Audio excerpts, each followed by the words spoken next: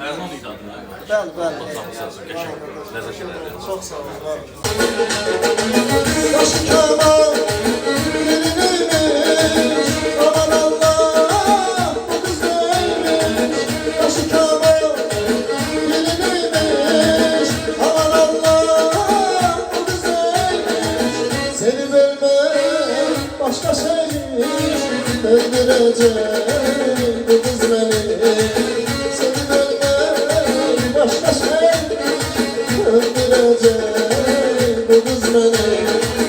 O şahsane bense sayın, aklıma ayırma.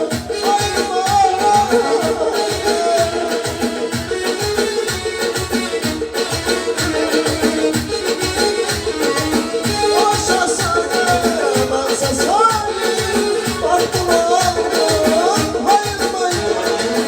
Ya Rabbim, ya Azrail, öldürecek bu kız beni. Gafil ölmek istemirdim, sakın ölmek istemirdim. Öldürecek o kız beni, öldürecek o kız beni. Gafil ölmek istemirdim, sakın ölmek istemirdim.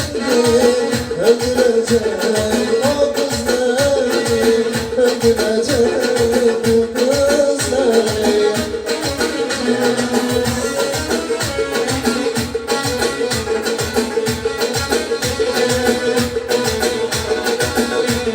Allah məhəbbət yazılı rəhmət etsin, məkanı cənnət olsun.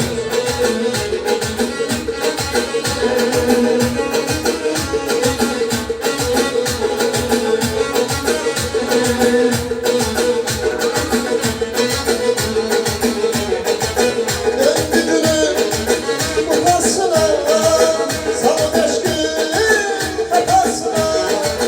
Döndürürüm bu pasına, salın eşkin kafasına. Haber verin kafasına, öldürecek o kız beni. Haber verin kafasına, öldürecek o kız beni. O şahsane bense sayın, aklıma ayırma.